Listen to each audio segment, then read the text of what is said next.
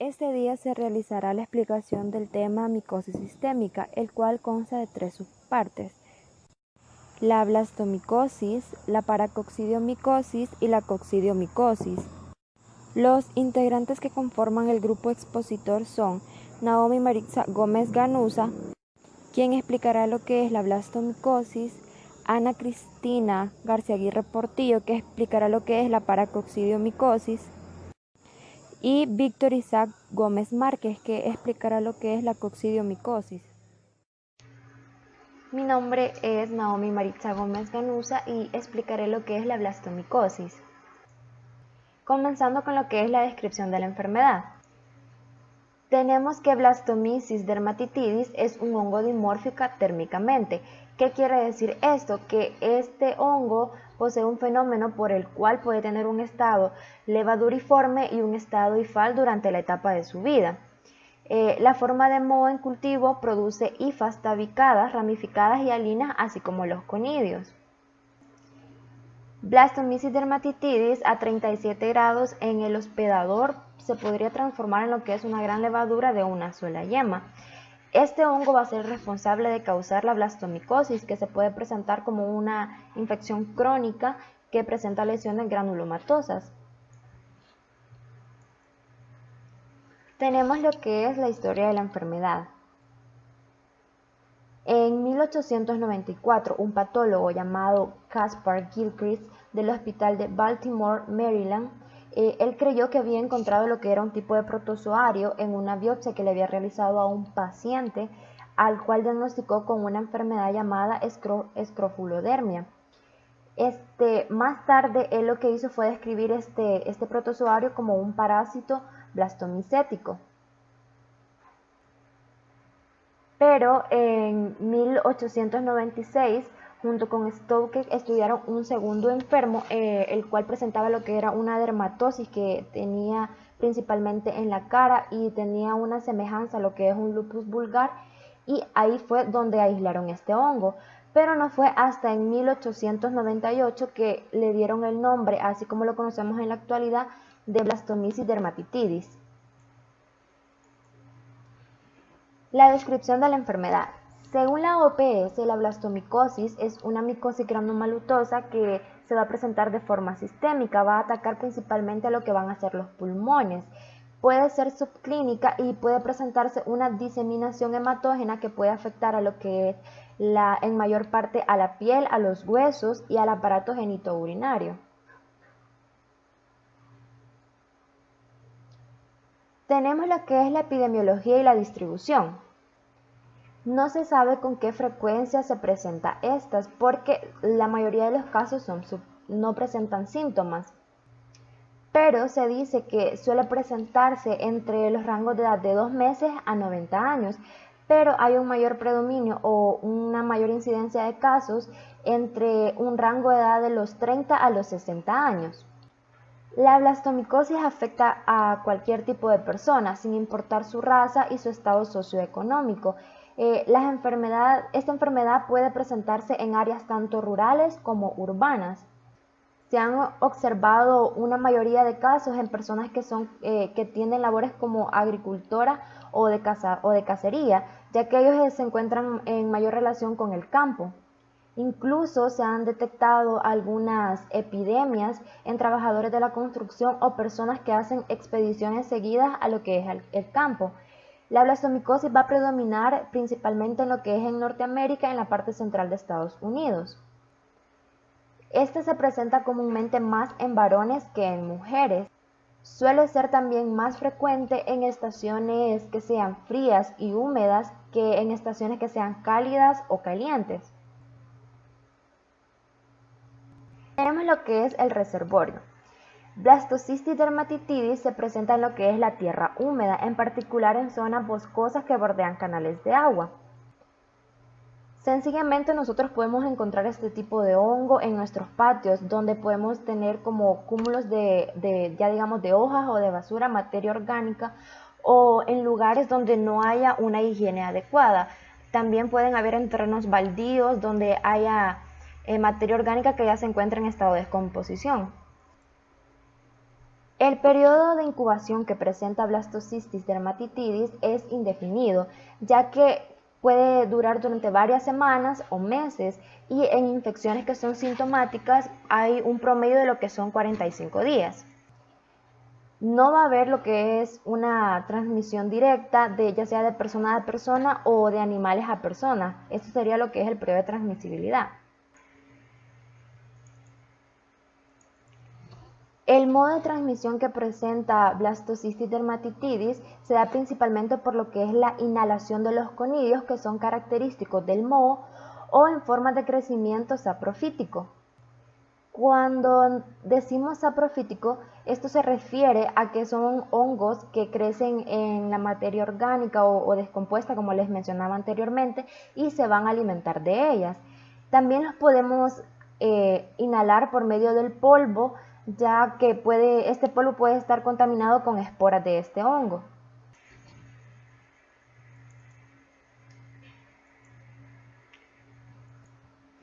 La susceptibilidad.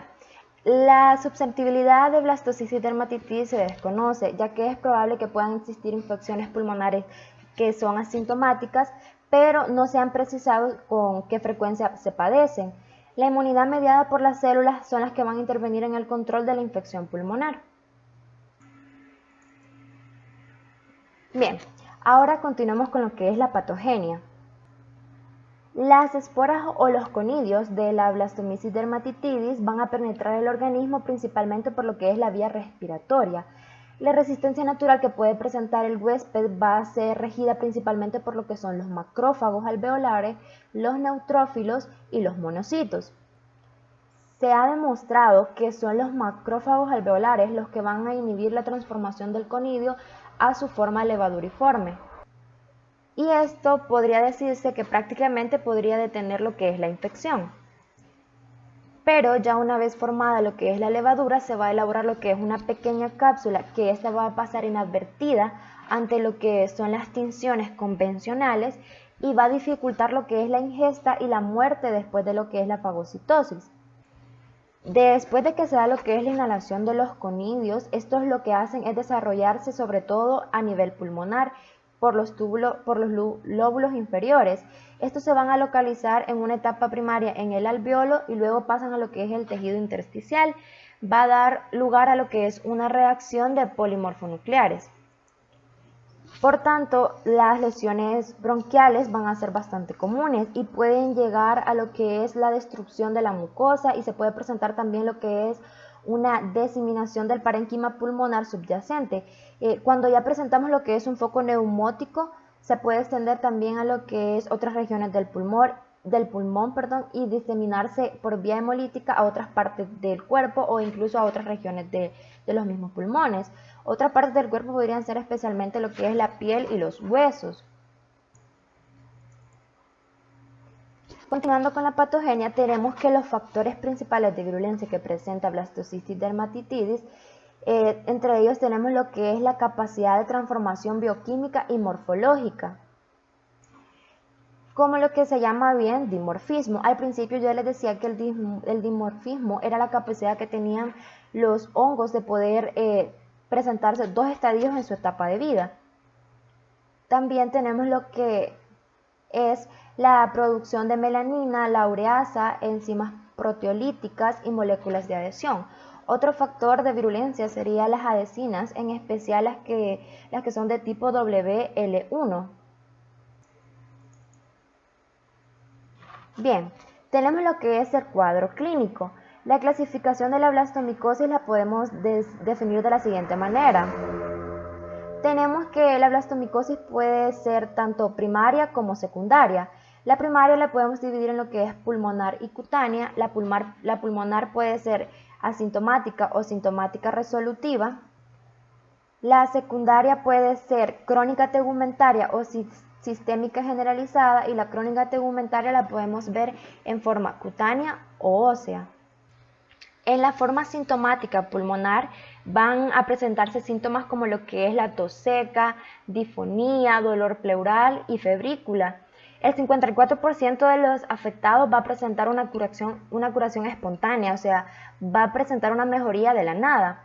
En cambio, el resto pues incrementan sus síntomas y aparece lo que es la forma progresiva, ya sea una forma neumónica o bronconeumónica, que puede acompañarse de una afección pleural. Cuando ya hay una presentación crónica, esta puede ser de modo supurativo y puede manifestarse con una tos que puede ser mucopurulenta y puede haber un dolor torácico excesivo que se puede acompañar de lo que son fiebres, mialgias, artralgias e incluso puede haber pérdida de peso. Ya cuando hablamos de las lesiones cutáneas, lo que son las lesiones cutáneas, se dice que entre un 50 a 80% de los afectados van a presentar lesiones localizadas o diseminadas. Van a afectar a lo que son principalmente lo que son la cara, las muñecas, las manos, extremidades tanto inferiores como superiores o áreas mucocutáneas que pueden ser como lo es la boca, la lengua, el esófago o la faringe. Las lesiones pueden ser de tipo papulopustulosas o con aspecto furunculoide. A veces suelen haber costras negruzcas o nódulos o incluso verrugosidades. La forma cutánea primaria puede causar lo que es un chancro ulcerado, por lo general en una mano, y se acompaña tanto de lo que es linfangitis y una adenopatía que puede ser regional y se puede curar sola. Las afecciones óseas las van a presentar quizá un 25 a 50% de los pacientes. Va a predominar lo que son el daño en las vértebras, las costillas, en el cráneo, así como en huesos largos y cortos. Esto puede ocasionar lo que es abscesos fríos y fístulas secundarias, que a veces pueden producir lo que es una artritis monoarticular o zonas osteolíticas ocultas. Tenemos el diagnóstico de laboratorio. Las muestras o los exámenes que se van a realizar comprenden lo que son esputo de pus, exudados, orina y tejidos obtenidos de las lesiones para realizar biopsias. En lo que son los estudios microscópicos en extensiones húmedas de muestras se pueden identificar a veces lo que son yemas tipos adosadas ampliamente en lo que son las células de levadura en la pared gruesa. Tal estructura se puede identificar en ciertos tipos de cortes histológicos. En los cultivos podemos encontrar presencia de estos hongos al término de 2 semanas, ya sea en agar, en sangre, enriquecidos con un medio de sabura a unos 30 grados centígrados. Podemos identificar a estos según la confirmación de la conversión de la forma de una levadura después del cultivo en un medio de una sonda de ADN específica. Ahora bien, tenemos lo que es el diagnóstico diferencial.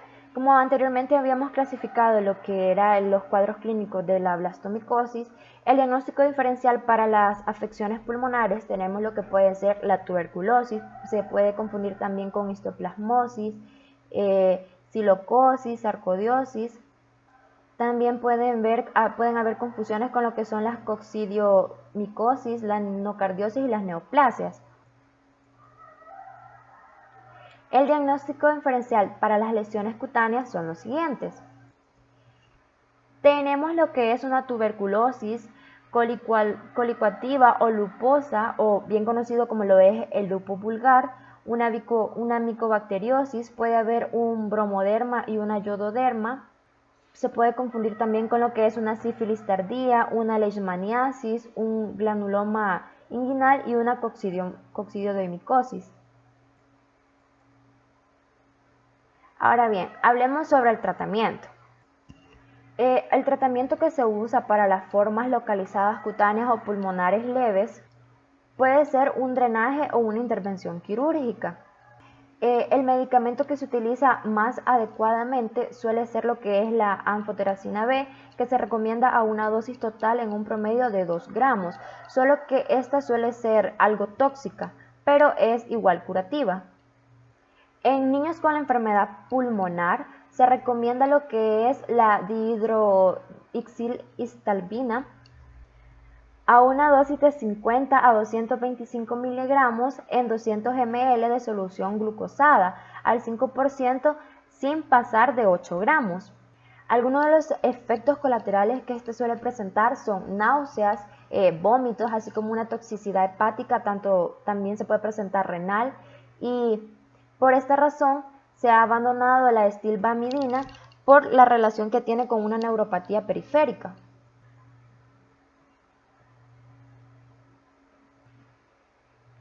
También suelen estar indicados lo que son los imidazoles por vía sistémica, aunque el miconazol es demasiado tóxico, por lo tanto se han hecho recurrencias a lo que es el ketoconazol, que se administra por vía oral y se administra a razón de 400 a 80 miligramos por día durante 6 meses.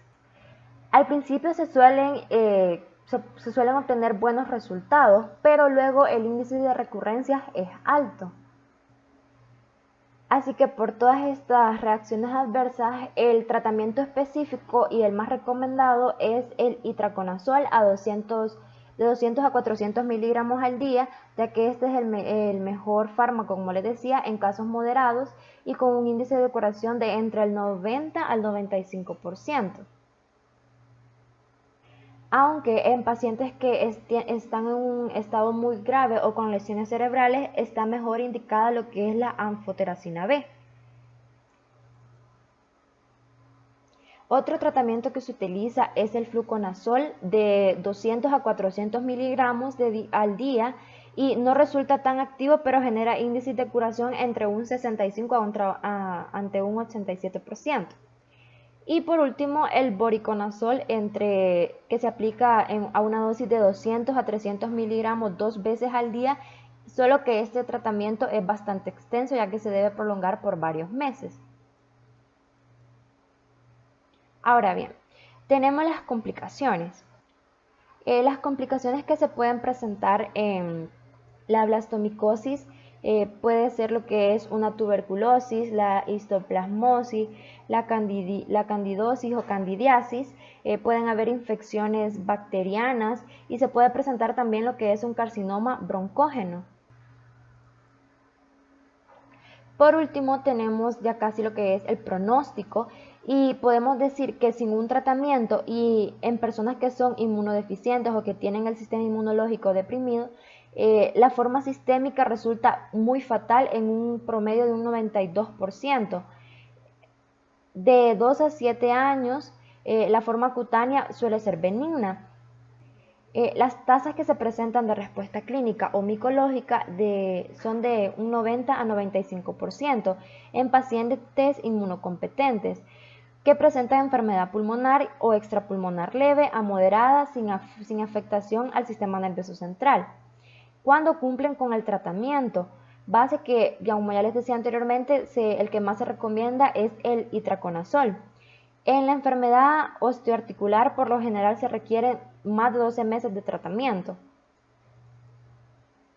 Tenemos lo que es la prevención y el control.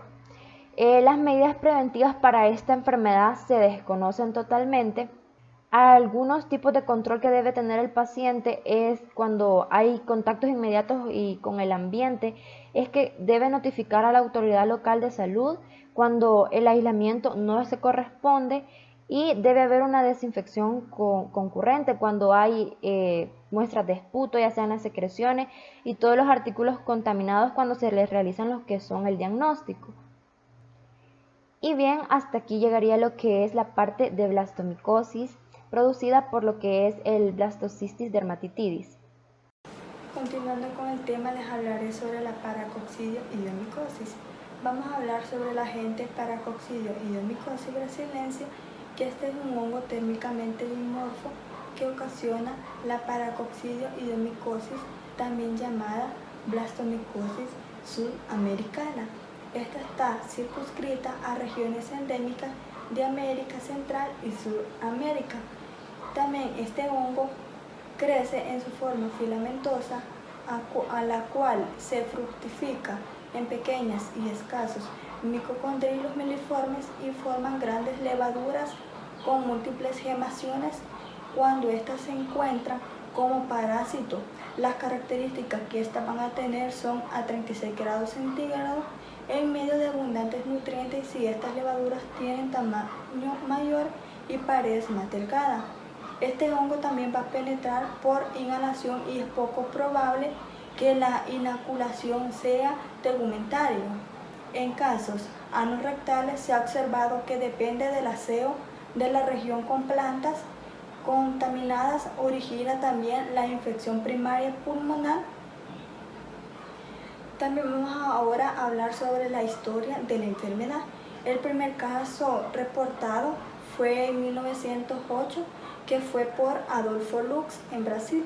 Este describió como el granuloma pseudococcidioital la enfermedad de dos pacientes con lesiones en la boca y en ganglio linfático. Señaló el dimorfismo del hongo y clasificó la enfermedad dentro del grupo de las hipoplasmicosis. Las primeras pruebas inmunológicas se practicaron en 1916 por Moses, quien introdujo la precipitación y la fijación del complemento, y también en 1928 Floriano Paulo de Almeida y Carlos de Silva Lacas en Brasil surgieron el género Paracoccidioides. También el primero de ellos en 1930 concluyó sus estudios y separó el granuloma coccidioidal americano del paracoccidioidal brasileño. Le llamó también al hongo Paracoccidioides brasiliense. En 1930, Pablo Negroni publicó el estudio micológico de 50 pacientes observados en Buenos Aires, pero este ya había demostrado desde 1921 su dimorfismo in vitro. Con respecto a México, el primer caso fue reportado en 1950 por González Ochoa y poco después el primero comunicó otros dos y demostró que la vía de entrada era pulmonar, y como este creyó que mucho tiempo que la inoculación era cutánea. También les voy a hablar sobre la descripción de la enfermedad. Esta enfermedad endémica, micosis graves y a veces también puede ser mortal, que se caracteriza por la presencia de infiltrados pulmonares que van a estar dispersos, las lesiones ulceradas de la mucosa, ya sea oral, nasal, digestiva y de la piel, o ambas manifestaciones. También la linfadenopatía es frecuente en los diseminados y pueden estar afectados también todas las vísceras y también las glándulas suprarrenales. Son especialmente susceptibles, y la forma juvenil, que en este caso va a ser la aguda, que va a ser menos común y se caracteriza por la afección del sistema retículo endotelial y una disfunción de la médula ósea. El diagnóstico se confirma mediante estudio ya sea histológico o por cultivo del infeccioso. Las técnicas serológicas de estas van a ser útiles para el diagnóstico. También vamos a hablar sobre la epidemiología y la distribución. Esta es exclusiva en zonas húmedas de Latinoamericana, ya en un grado de 18 a 23 grados centígrados, en donde se calcula que existen alrededor de 10 millones de personas infectadas, de las cuales un 2% presentará la enfermedad. También la frecuencia real de esta se conoce, por no ser enfermedad de notificación obligatoria. Se estima que un 50% de los habitantes de las áreas endémicas ha tenido contacto con el hongo y un 30% presenta infecciones asintomáticas.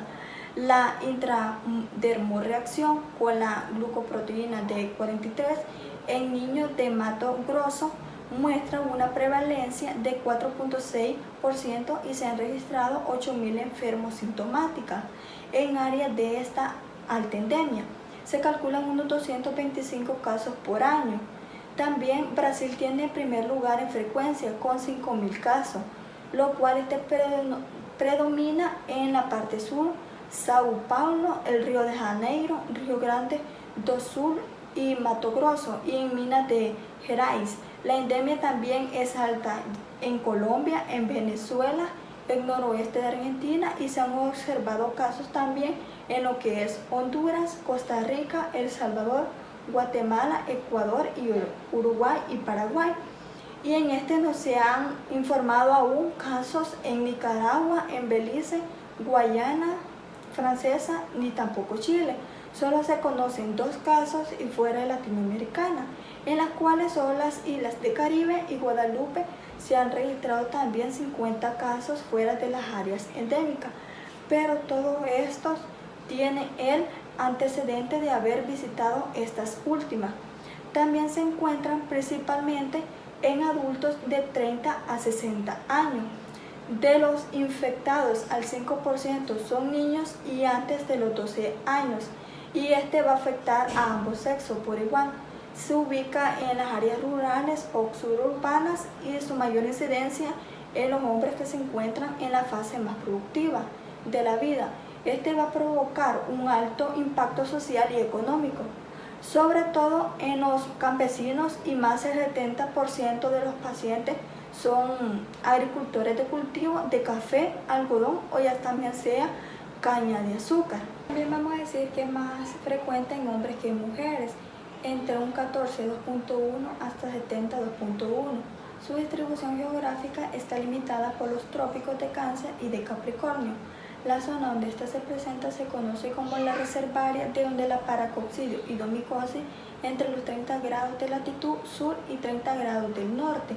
También vamos a hablar sobre el reservorio. Este posiblemente puede encontrarse en la tierra o el polvo impregnado de hongos. También tenemos el periodo de incubación, que este va a ser muy variable, desde un mes o varios años. Existen indicios de que el hongo puede mantenerse en estado latente en lesiones ganglionares residuales, lo que posiblemente esto explique que no hayan notificado aún brotes. También tenemos el periodo de transmisibilidad. Este aún se conoce en casos de transmisión directa de persona a persona. También tenemos la susceptibilidad, que este aún se desconoce. También les voy a hablar sobre la patogenia. Tenemos que la vía será inhalatoria y estos conidios llegan al alveolo pulmonar, donde el hongo sintetiza las proteínas o componentes de la pared celular. También tenemos que las conidias solo actúan como macrófagos alveolares, activando así las citoquinas inflamatorias, y esta sí adopta la forma de levadura y promueve así la activación del sistema inmunocelular, que estas van a ser mediadas por los linfocitos. La migración de macrófagos periódicas se utiliza en células epiteliales rodeadas al paracoccidiomicosis brasiliensis y formando así granulomas con fagocitosis posterior. La fase parasitaria es una levadura de 10 a 60 micrómetros de diámetro con gemación múltiple. También tenemos los factores de virulencia, que estas proteínas de unión de estrógeno en el hospedero humano. Estos estrógenos endógenos de este hongo van a actuar a través de las proteínas de unión presentes que van a estar en el citosol.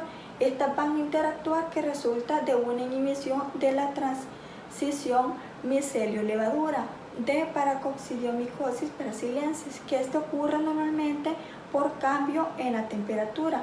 Vamos a tener también los constituyentes de la pared celular alfa-1,3-glucano y beta-1,3-glucano.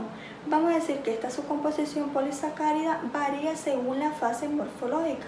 En ambas fases hay quitina, pero es de 3 veces mayor en la fase L. También tenemos la alfa-1,3-glucano en la fase L, juega un papel muy importante en las relaciones del huésped parásito, y este se va a encontrar en muy alta proporción, que va a ser de un 45% mayor.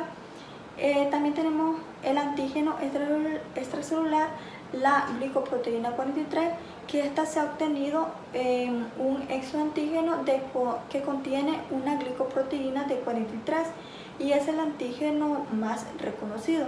Además, también tiene una importancia en la adherencia del hongo a la laminina y a la matriz extracelular. Esta también va a participar en la gestión de la invasión celular y patogénesis del hongo. También vamos a decir que la glicoproteína 43 tiene un efecto proteolítico sobre el colágeno, la elastina y la caseína. También ahora les puedo hablar sobre el cuadro clínico. El periodo de incubación de este puede durar desde una semana hasta 60 años. También en 51 a 100% de los pacientes aparece una afección pulmonar. También las manifestaciones clínicas son inespecíficas. En estas se pueden observar que puede haber tos, expectoración, disnea y hemoptisis, que se acompaña también de fiebre y pérdida de peso y astenia. También vamos a decir que la mucosa bucofaríngea queda afectada en 51 a 82% y existe un aumento del volumen de formación de la región y formación de los nódulos. Y también ulceraciones que agrupan en placas con aspecto de tejido de granulación con puntos hemorrágicos en su superficie. Estas lesiones también se van a localizar en el pelo del paladar, en las encías, en los carrillos, en el piso de la boca, la lengua y también los labios. Y constituyen la llamada osmatitis moriforme. Por lo general los dientes estos se aflojan y algunos se pierden. También hay dolor a la hora de la masticación y la deglución, lo que impide también la digestión y puede conducir a caquexia y muerte. En ocasiones también se presenta alimentación para abrir la boca debido a la fibrosis que esta puede tener. También puede haber macroilia y también cialorrea, y en casos raros graves perforación del paladar. También tenemos las afecciones centrofaciales por el aspecto tan llamativo de las lesiones. Este aumento del volumen de las partes blandas se denomina también boca de tapir, que esta va a ser una extensión de estas lesiones, afecta también la faringe, la laringe, la tráquea y se encuentra disfonia, y en casos avanzados hay una destrucción del pelo, paladar y la epiglotis. También tenemos las lesiones ganglionar, que va a haber un aumento y duración del dolor, principalmente en las regiones cervicales, o sea, el cuello de búfalo. Vamos a decir que como también en las partes axilar, inguinal y supraclavicular o fluctuación y fístulas puede afectar también a los ganglios mediastínicos como el vaso y el aparato urinario y osteoarticular. También puede afectar el esófago, el estómago, el páncreas y las glándulas suprarrenales y también el sistema nervioso. La evolución que puede tener puede ser crónica o ocasional, minusvalidez o es aguda, o subaguda también con afección rápida del estado general. Ahora le voy a hablar sobre el diagnóstico de laboratorio. Este estudio de exámenes directos con hidróxido de potasio al 10%, punción de ganglios, raspado de lesiones de las mucosas y otras pruebas. También puede ser intradermorreacción, que esta se practica intradermorreacción con paracoxidioidina, el antígeno obtenido de la fase levaduforme del hongo, una prueba positiva que mide más de 10 milímetros e indica la hipersensibilidad en pacientes graves, y en pacientes también de prueba negativa significa anergia. Suele haber también resultados falsos positivos en histoplasmosis y coccidiomicosis.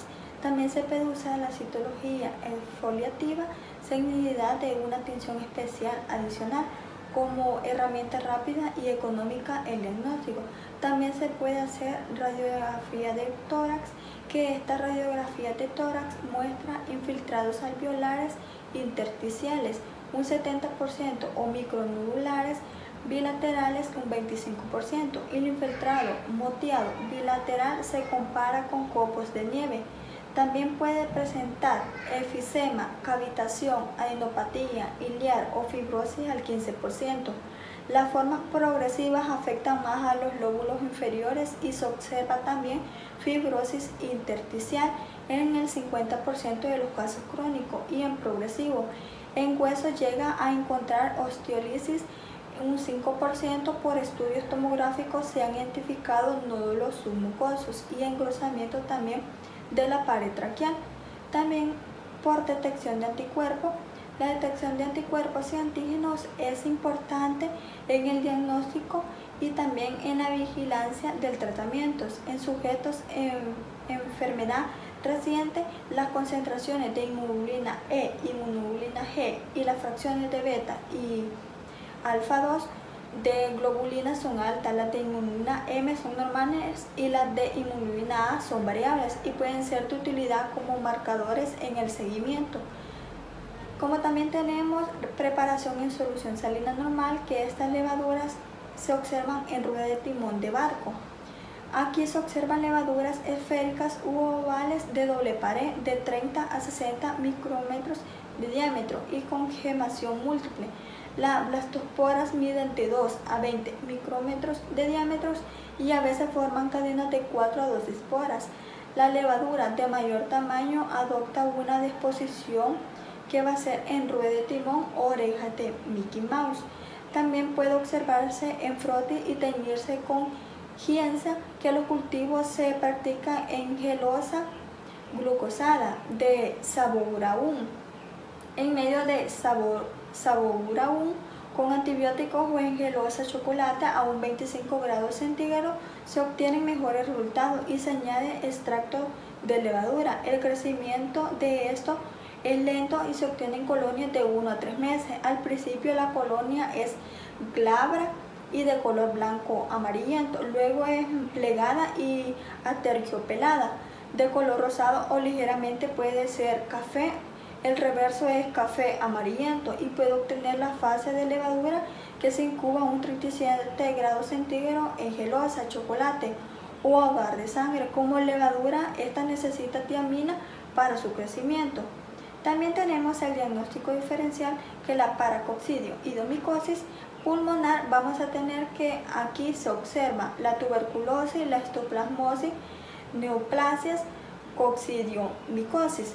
La paracoccidiomicosis mucocutánea, aquí se puede observar la osporotricosis, la tuberculosis, coccidiomicosis, blastomicosis, también el lupus vulgar, la sífilis tardía y la actomicosis cervicofacial.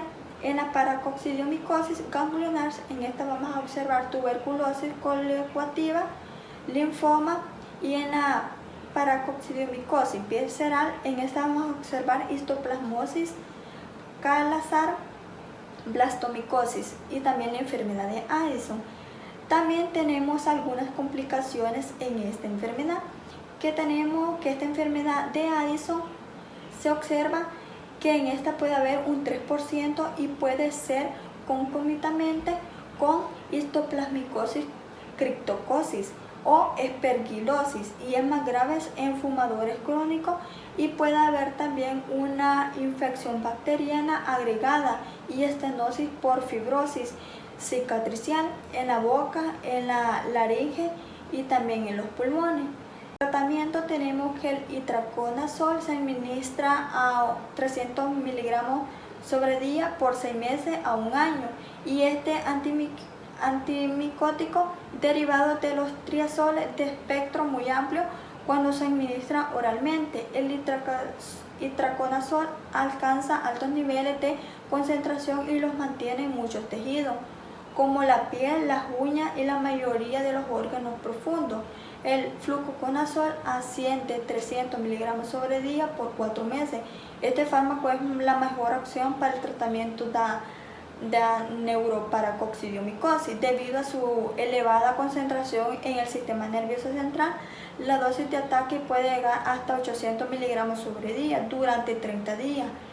El fluconazol es menos tóxico y tiene algunas ventajas farmacológicas como sobre el ketoconazol, como la penetración dentro del líquido cefaloespinal. Además tiene una eficacia mayor en concentración de candidiasis, criptocosis y coccidiomicosis sistémica.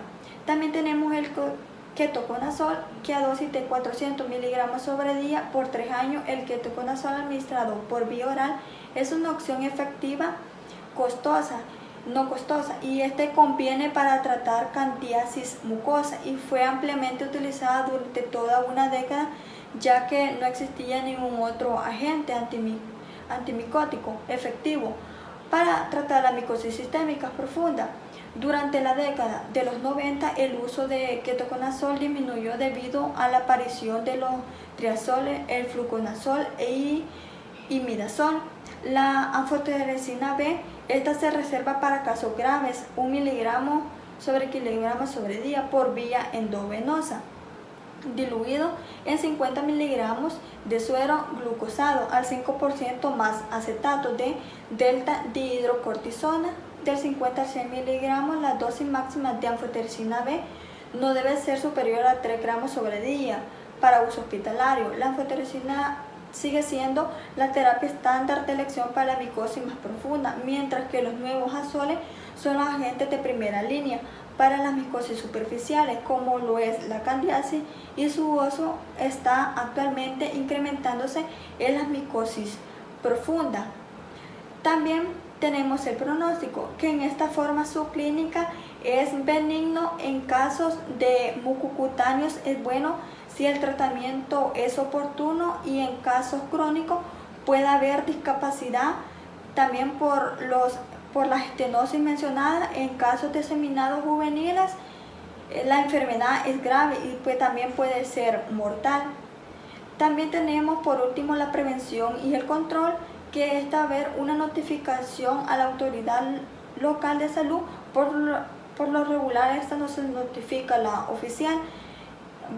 Un aislamiento no va a haber ninguno, y va a haber desinfección concurrente, como por ejemplo puede ser los exudados y objetos contaminados. Una cuarentena no va a haber ninguna, y una forma más factible para la prevención es informar a las personas sobre la enfermedad, principalmente a quienes se encuentran expuestos en zonas endémicas.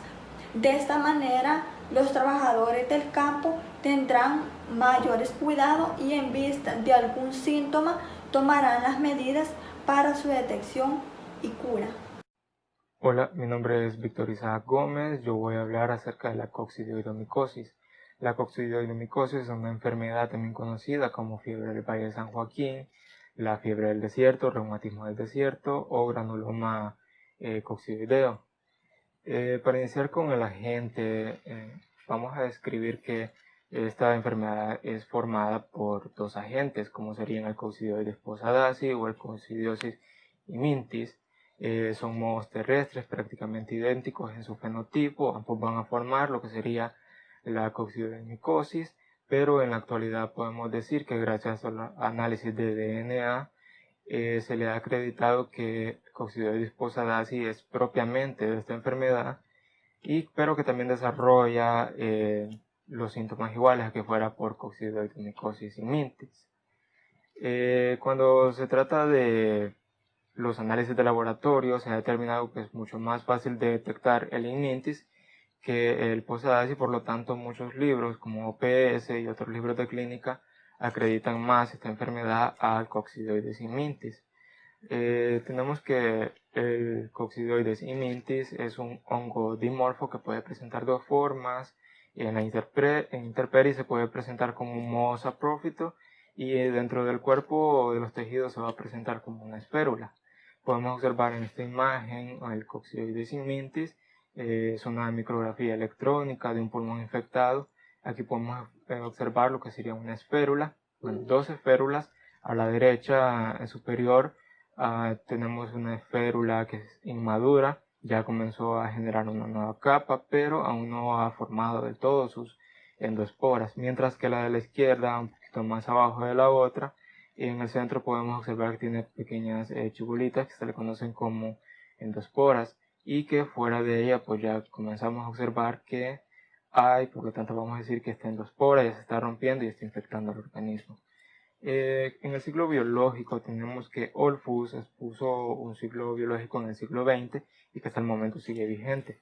Este trata de explicar lo que sería la evolución de este hongo en dos fases, como sería la fase saprófita o infectante y la fase parasitaria diagnóstica.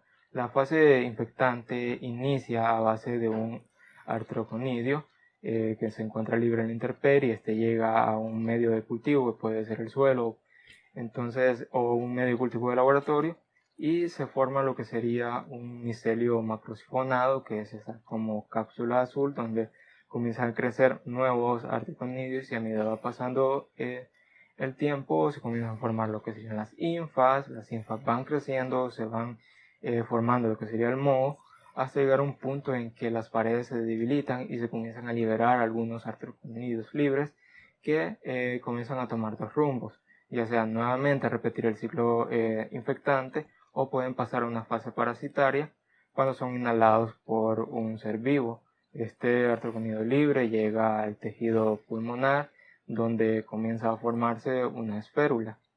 Esta espérula pasa a ser una espérula inmadura y podemos observar ya una nueva capa que la está envolviendo. Luego comienza a suceder un fenómeno de duplicación nuclear, y se comienzan a formar las endosporas. Estas endosporas, cuando la pared comienza a debilitarse, comienza a romper, y estas endosporas comienzan a salir a los tejidos, donde comienzan a infectar a la persona. En este punto el sistema inmune comienza a atacar estas endosporas, y todas aquellas que sobreviven reinician nuevamente el ciclo de la fase parasitaria, creando nuevas férulas y una nueva reproducción de esporas, y las que son eliminadas van nuevamente a la intemperie a reiniciar el ciclo biológico en la fase infectante. Luego tenemos como historia de la enfermedad, tenemos que el primer caso fue reportado en 1892 en Argentina, luego 2 años más tarde en el estado de California, en Estados Unidos, en 1894. Se determinó que era la mayor área endémica que existía a nivel mundial, específicamente el Valle de San Joaquín. Y en 1900 Olfus estudió este hongo y determinó que se presentaba en 2 formas, dentro del organismo como esférula y fuera como un moho.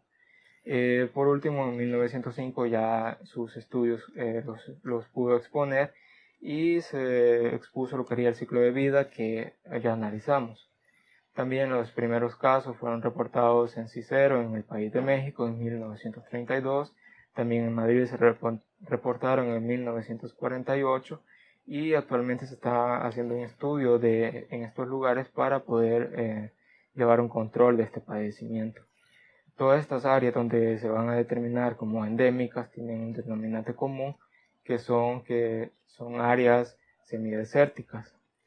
Luego, en la descripción de la enfermedad tenemos que esta es una micosis profunda que por lo regular puede ser asintomática, pero en los casos que presente síntomas pueden ser muy parecidos a una influenza o a enfermedades de las vías respiratorias, donde puede presentar fiebre, escalofríos, tos y rara vez dolor perocular.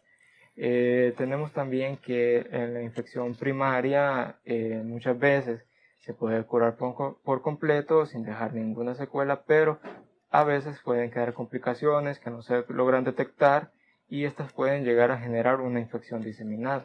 Cuando se logra llevar una infección diseminada, esta puede afectar cualquier parte del cuerpo, puede afectar la piel, los huesos, los pulmones, ya un poquito más severo, hasta poder observar lo que serían abscesos o granulomas en la piel. En cuanto a la epidemiología, vamos a decir que los países que están más afectados, donde se presentan más casos, son todos aquellos donde podemos encontrar zonas semidesérticas, como podrían ser la parte baja de Estados Unidos, en frontera con México. Luego también vamos a decir de que depende también, vamos a encontrar personas infectadas con esta enfermedad que provengan de zonas endémicas o que tengan un trabajo que las exponga demasiado a la intemperie. El modo de transmisión de esta enfermedad, lo vamos a ver, es inhalado, y en cuanto a su distribución, prácticamente está distribuido por toda Latinoamérica, iniciando en las fronteras entre Estados Unidos y México, que es donde se encuentran los desiertos. Se encuentra en México, en Centroamérica, en Brasil, en Argentina.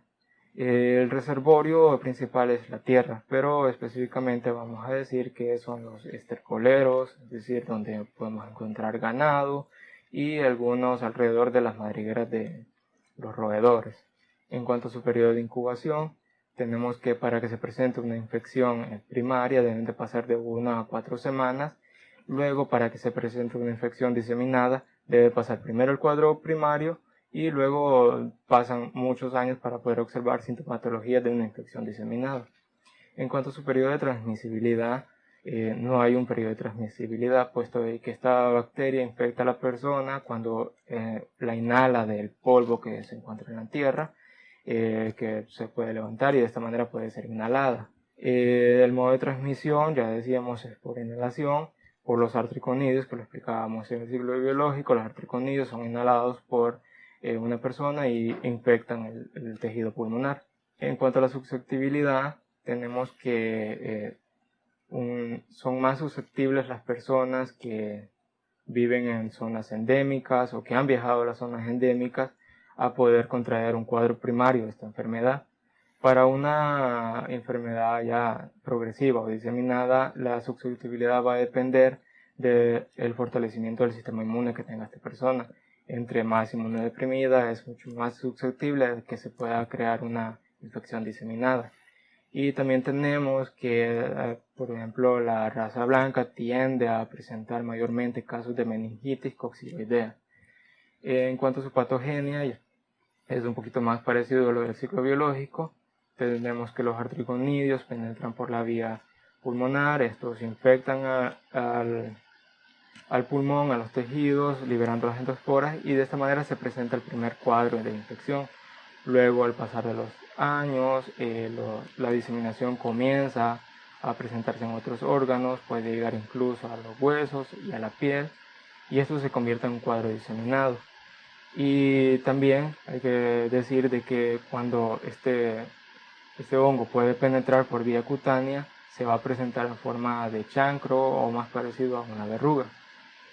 Tenemos que, en cuanto a el Coccidioides immintis y el Coccidioides posadacea, tienen diversos factores de virulencia que los destacan, como podrían ser la capacidad de transformación morfológica, bioquímica, para poder sobrevivir en lo que sería un medio ambiente externo y un medio ambiente interno en nuestro cuerpo. También tiene un gran potencial biótico, una envoltura hidrofóbica, que es la que le ayuda a poder sobrevivir en el medio ambiente. También tiene la cobertura misalaginosa en las endosporas, la producción de los grupos sulhídricos, proteasas externas e internas, que son lo que le dan prácticamente esta oportunidad de poder sobrevivir dentro del organismo aún después de haber sido atacados por el sistema inmune y pueda pasar desapercibido en una persona. En cuanto a su cuadro clínico, tenemos que esta enfermedad se puede presentar en cualquier órgano. Siempre debe iniciar por un cuadro inicial que simplemente afecta lo que sería un padecimiento similar a lo que serían las vías respiratorias, pero vamos a poder describir el cuadro de este modo. Como una coccidioides primaria puede afectar el 98% a las vías respiratorias, es decir, puede ser pulmonar, o en un 2% puede ser cutánea, que serían los modos por donde ingresan. Pueden ingresar por la inhalación de este hongo, puede ser penetrado por la piel. En lo que sería una coccidiosis residual, estamos hablando de que después de que se le aplicó el tratamiento y se le ha dado por curada a esta persona, puede que más adelante se realicen algunos exámenes muy lejos al objetivo de poder identificar esta enfermedad, puede ser por otros motivos, y se logre determinar que aún tiene presencia de esta enfermedad. Eso se le conocería como una coccidioides residual. Mientras que también pueden existir las progresivas, que es donde ya afecta mayormente al pulmón, a las meninges, se pueden observar lesiones cutáneas y puede ser diseminada a otros órganos. En cuanto a la coccidiosis primaria, bueno, ya lo decíamos, presenta fiebre y algunas veces escalofríos. Esta se puede decir que es la causa más común de una neumonía en las áreas endémicas. Luego tenemos que se puede presentar también a nivel cutáneo lo que serían los eritemas nudosos, que se presentan más o menos 20 días después de que se comienzan a aparecer los síntomas.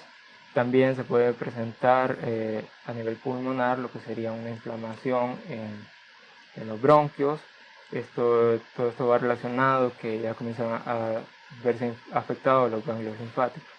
En cuanto a la coccidiosis diseminada, se puede infectar cualquier órgano, principalmente comenzamos a ver en los pulmones lo que sería un crecimiento de los ganglios mediastínicos, ganglios linfáticos mediastínicos, y esto es lo que provoca lo que serían la tos y la producción del esputo. Luego tenemos que también se pueden presentar una epidemia pleural, que sería por la ruptura de esta pleura y comienza a pasar lo que sería el líquido fuera de la pleura. Luego tenemos que se pueden presentar también casos de fungiemia, así como también la muerte temprana. Y esto es importante que los médicos, cuando llegan personas con estos síntomas y se sepa que el paciente tiende a ser un poquito bajo de su inmunología, se le dé mayor importancia y que se pueda tomar o se tome con mente abierta de que pueda existir esta enfermedad. En cuanto a otras características del cuadro, pues las personas pueden presentar lo que sería meningitis y también, como ya le decíamos, se pueden presentar verrugas. En el diagnóstico de laboratorio tenemos que la coccidioidomicosis puede ser detectada mediante las pruebas serológicas.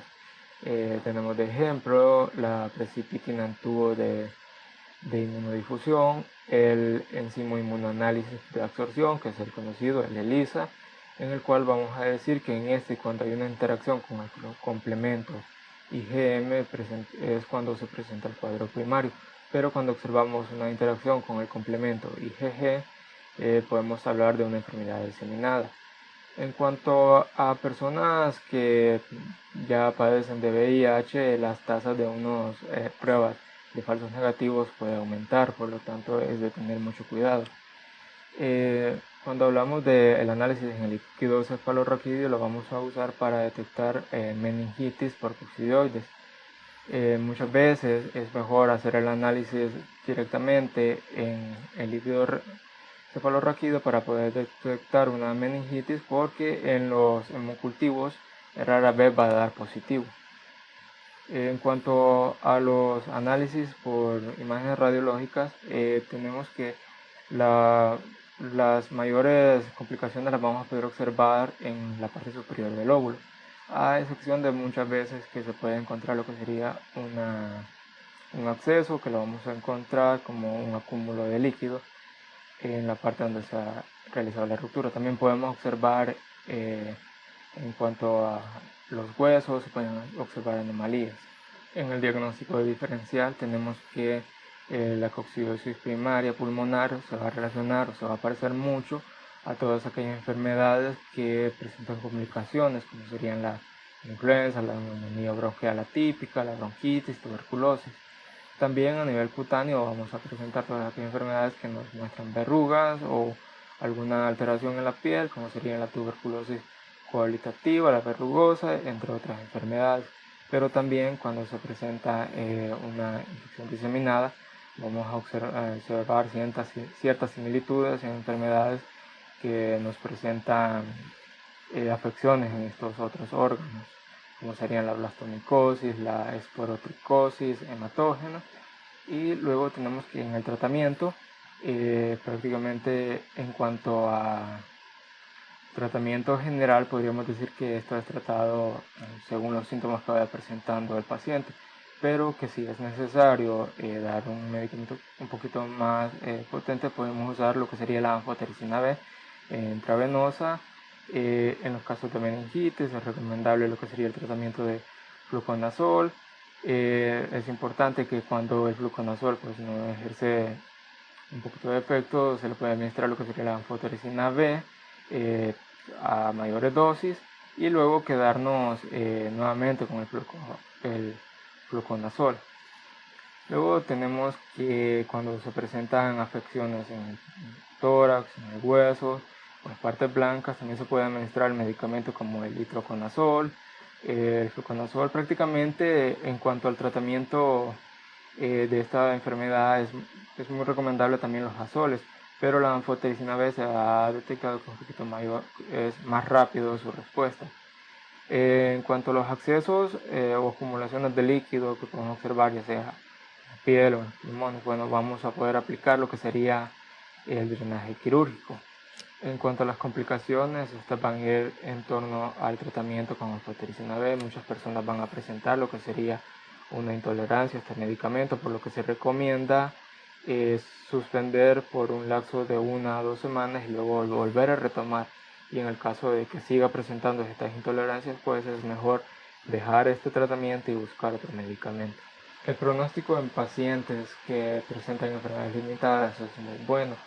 Sin embargo, cuando ya presentan complicaciones a nivel de los pulmones, pueden estas generar aún más complicaciones. En cuanto hablamos de pacientes de que han salido ya de un tratamiento y se han declarado sanos, es necesario que estos estén pendientes, realizándose análisis de vez en cuando para poder estar completamente seguros de que no va a haber una infección diseminada. En cuanto a las complicaciones tardías, en cuanto al tratamiento, puede generar ciertas complicaciones a nivel del sistema nervioso central, presentando complicaciones como la meningitis, y personas que pasan de un cuadro clínico sin tratamiento se pueden llegar a complicar si genera la infección diseminada. Luego, en la prevención tenemos que es muy importante disminuir todos aquellos factores que generen un área semidesértica, es decir, la siembra de césped, de árboles que generen lo que sería la humedad, la compactación del suelo, que eviten el levantamiento de polvo, es algo muy recomendable para poder prevenir. También es necesario de que si en una empresa se va a contratar, es de evitar que se contraten personas que provengan de las zonas endémicas para que no se puedan dar nuevos casos en distintas zonas. En cuanto al control, es necesario de que cuando se dé un caso se reporte inmediatamente a las autoridades para poder así de esta manera tratar lo más pronto estos problemas y que no se pueda generar una propagación de esta enfermedad.